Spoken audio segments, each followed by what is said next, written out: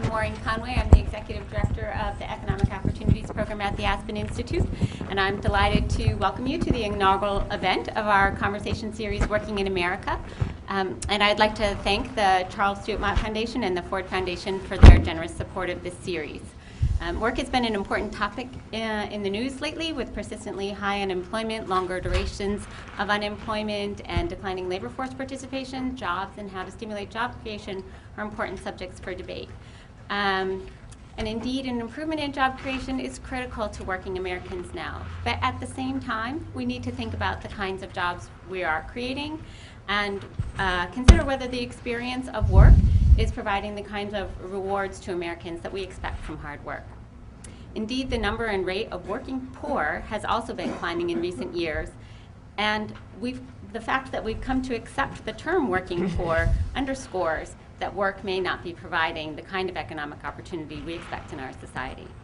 In this series, we'll be talking about a variety of issues faced by American workers as they struggle to succeed in today's labor market, focusing primarily on workers in the lower half of the earnings distribution. And we begin with our discussion today on the minimum wage.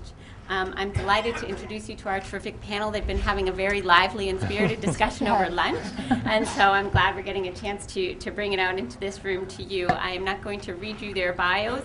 You have them in your materials, so I will just briefly I put names to faces here. So right next to me is Heidi Shearholz, economist from the Economic Policies Institute. To her left is Christine Owens, Executive Director of the National Employment Law Project. Next we have Ron Unz, publisher of the American Conservative. To his left is Nick Hanauer, who is an entrepreneur, venture capitalist, and partner in Second Avenue Partners. And we are delighted to have with us today Robin Farzad of Bloomberg Business Week to moderate today's discussion. So with that, I will just turn it over to you, Robin, and thank you all again for being here.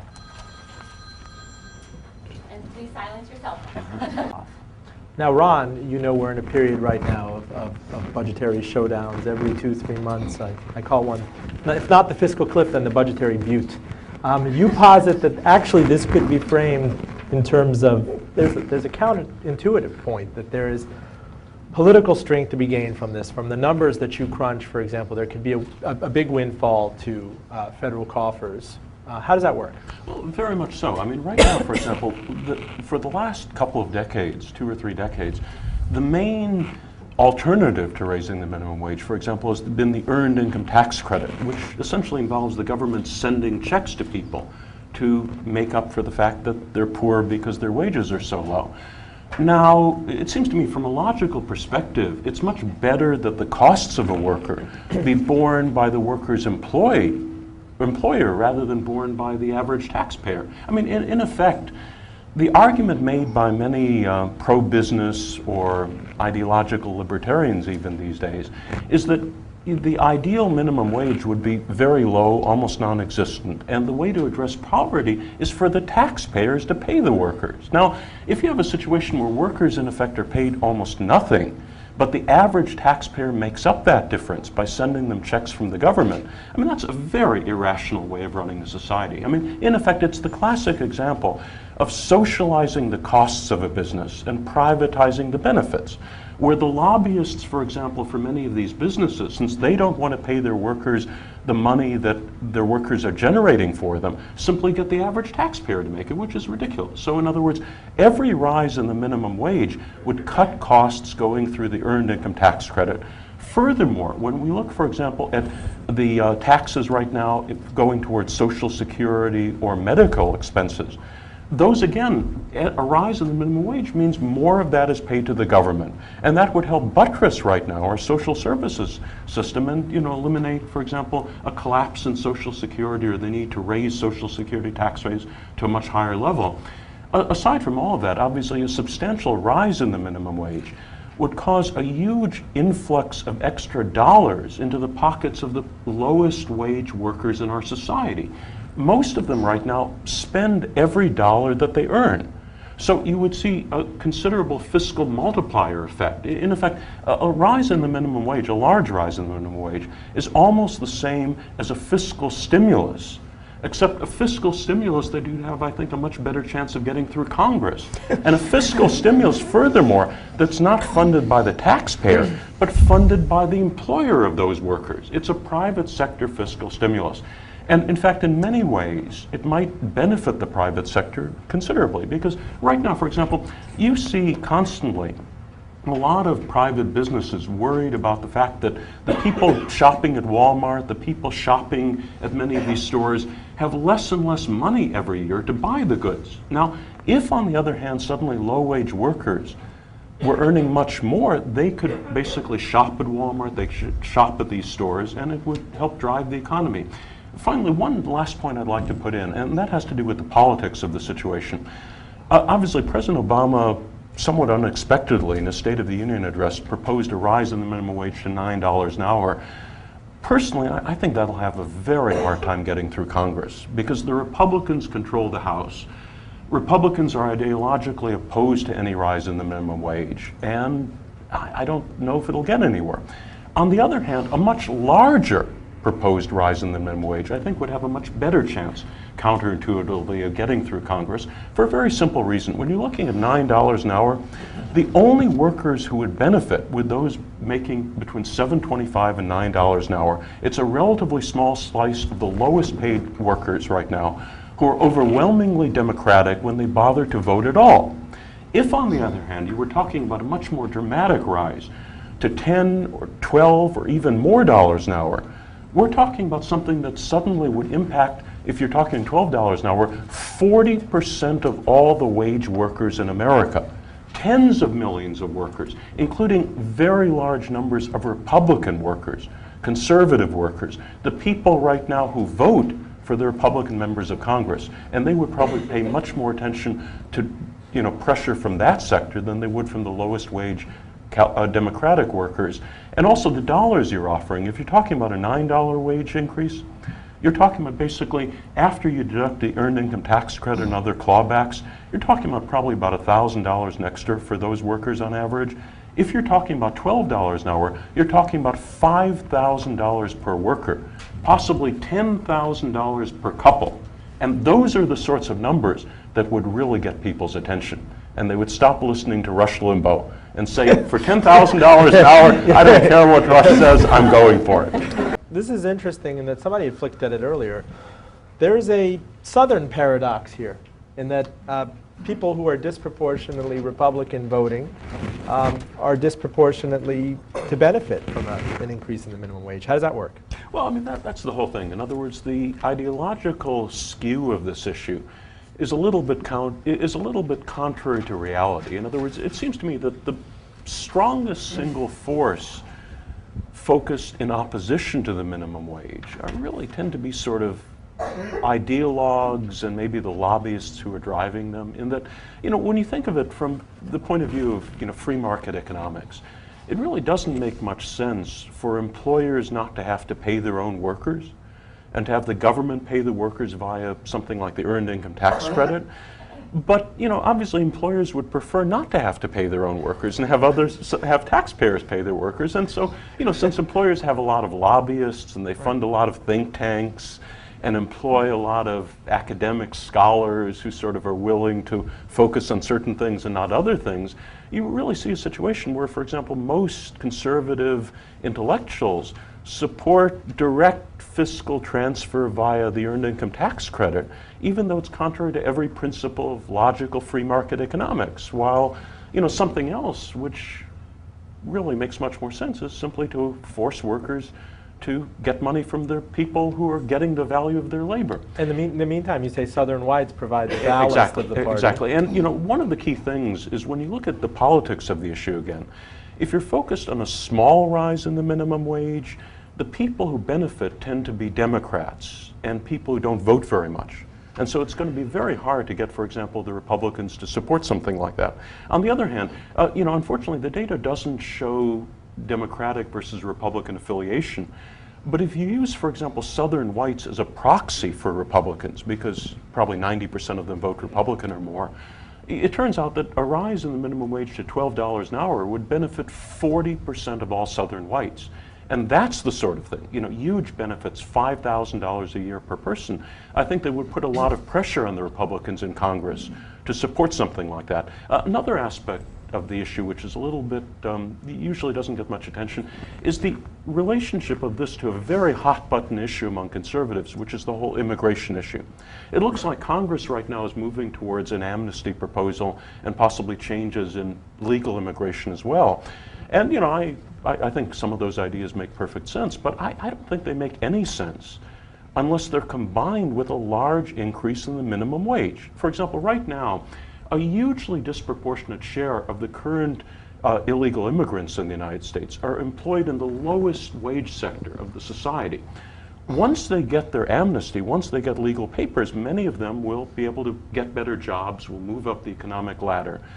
But if those jobs, if those very low-paid jobs still exist, if they're allowed to exist, that will simply cause a huge suction effect where a new generation of illegal immigrants will come to the United States. In other words, if you have people who are making $8 an hour, and once they get legal papers, they can get a job that makes $10, $12, $13 an hour. But if the $8 an hour job still exists, then obviously that would provide incentives for another wave of illegal immigrants to arrive. And that's exactly what happened after the 1986 Immigration Reform Act. In other words, it legalized the existing illegal immigrants, but a new wave came in afterwards. Now, it seems to me that if you combine the current amnesty proposal with a large increase in the minimum wage, not only would the current low-wage workers benefit, but it would drive out of the economy those ultra-low-wage jobs, which tend to produce a vacuum effect for illegal immigrants. In other words, the vast majority of illegal immigrants come to the United States for jobs. That's the reason they come. Right now, many times they take these ultra-low-wage jobs that really should not exist in a developed country like the United States. In other words, one argument people make sometimes is that the problem with a high minimum wage is it'll destroy jobs. But it seems to me destroying, for example, sweatshop labor, destroying sweatshop jobs, that's not a bug, that's a feature. That's one of the benefits of a higher But minimum Ron, wage. wouldn't those sweatshop jobs go to Bangladesh? Certainly Or they China. would, and they should go there. In other words, you can't have, American society right now should not be structured in such a way that it has very large number of extremely low-wage jobs, where the only people willing to take those jobs tend to be immigrants who don't have documents.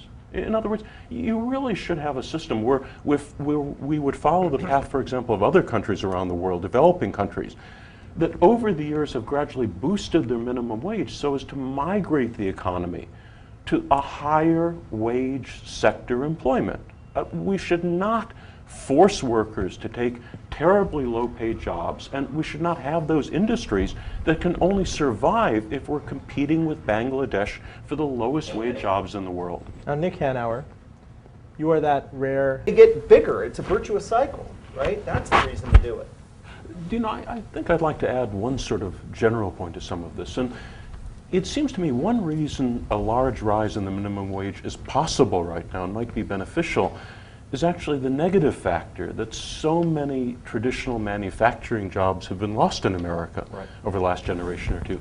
The point is the vast, vast, vast majority of people right now at the lower wage scale in America who would be impacted by minimum wage work in the non-tradable service sector. They're not facing foreign competition. In other words, if they were right now making cars or making steel, and if raising their wages would price them out of the international market and destroy their jobs, that would be a very valid point to raise.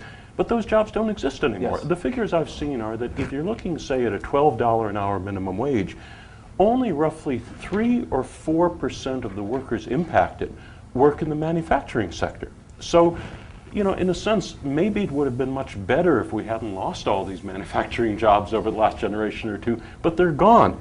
And so the problem is right now, what do we do for the people who work in the non-tradable service sector?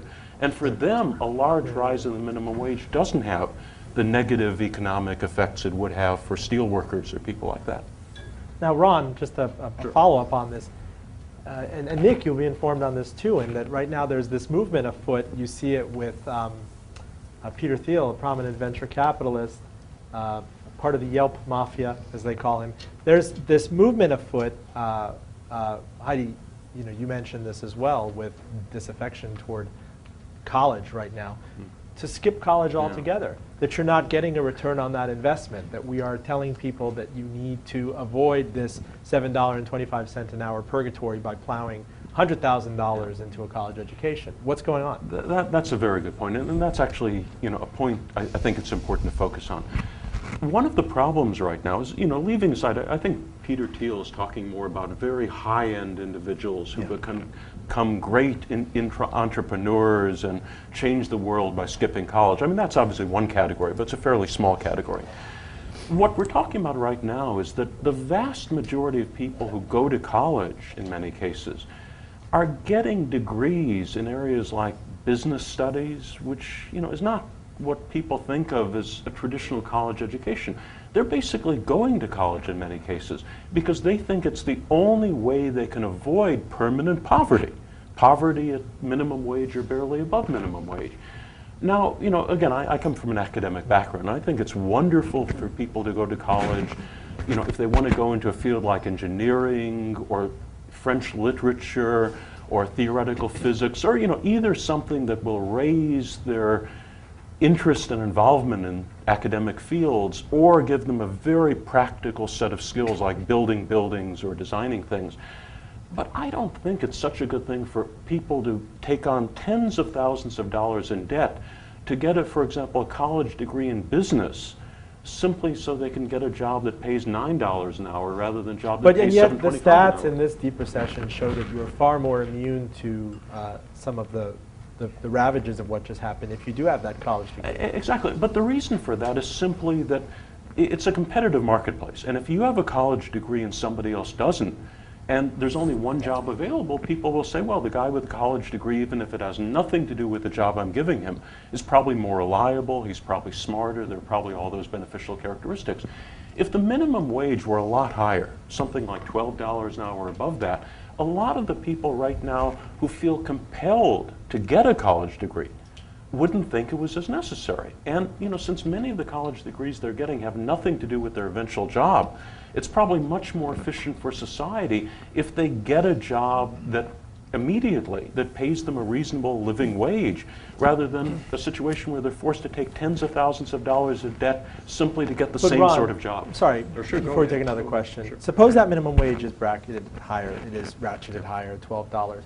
Where are these jobs? In your mind's eye, what is the median job? Is it a food service job? Is it a grocery stocking job? Is it one in retail? Because concomitant to this is you don't have a tradition here of technical training or vocational schools as another route. Exactly, but I mean, that's the whole thing. Those jobs you're talking about would be the same jobs.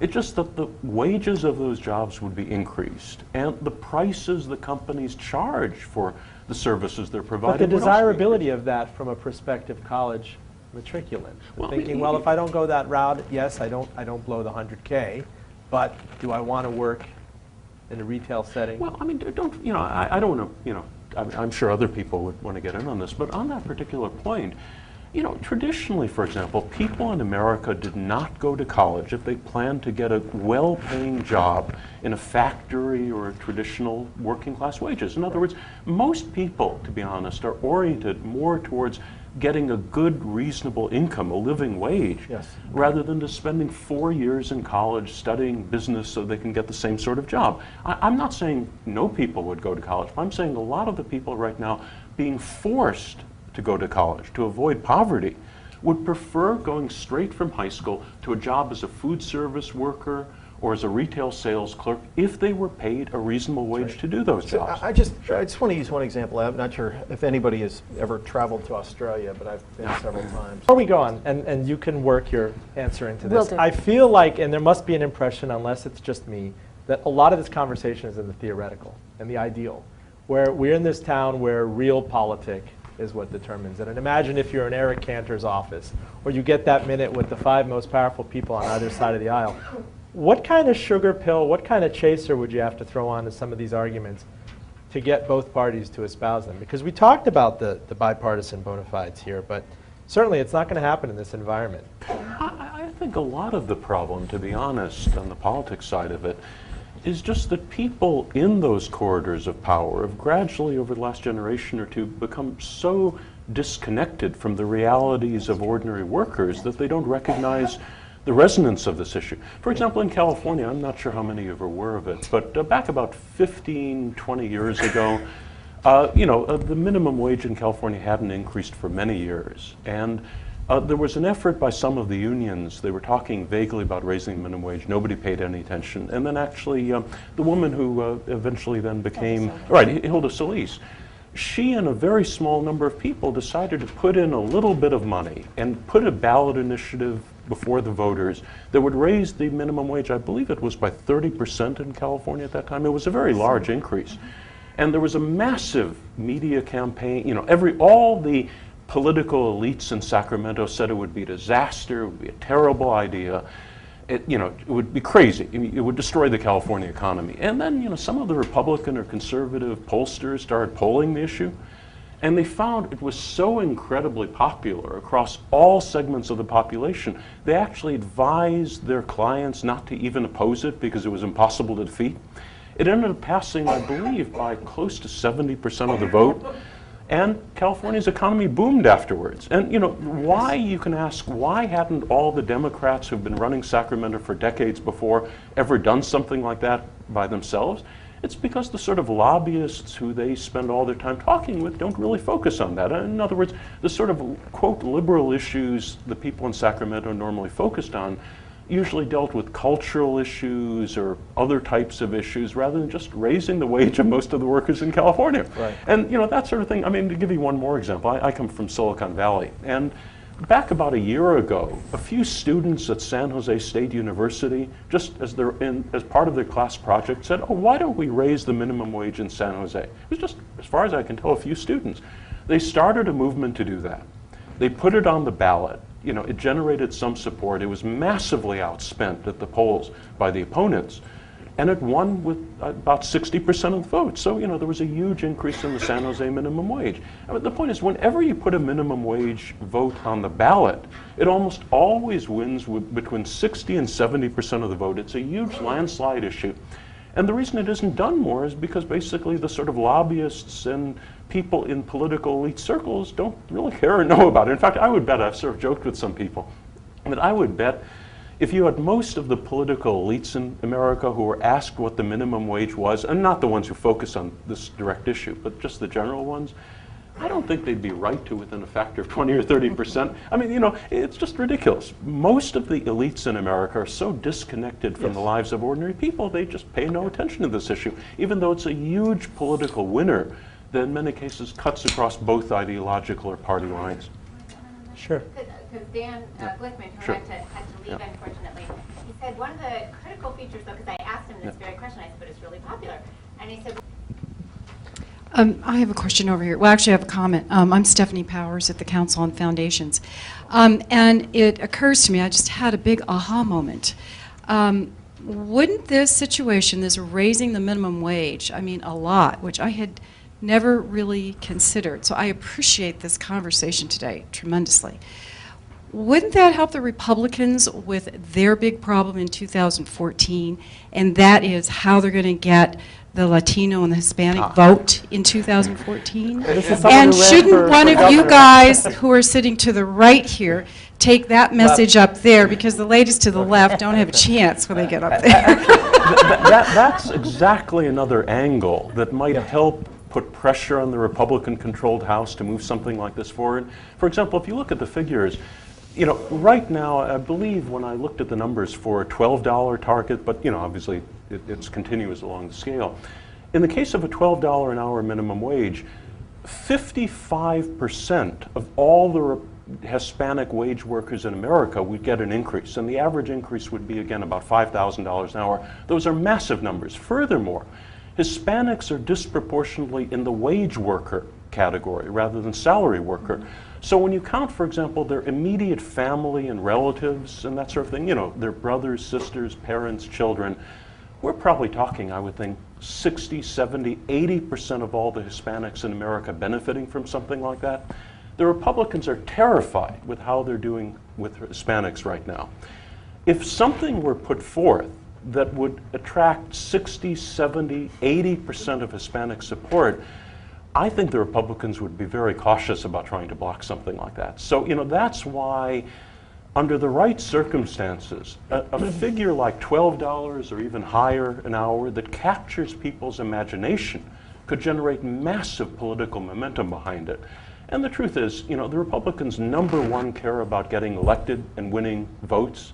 And, if lobbyists tell them, or even if small businesses tell them, we don't like something like that, but, if they're terrified of getting wiped out permanently among the Hispanic population, I would think they would be very cautious about trying to block a proposal like that. Now we have time for one more question.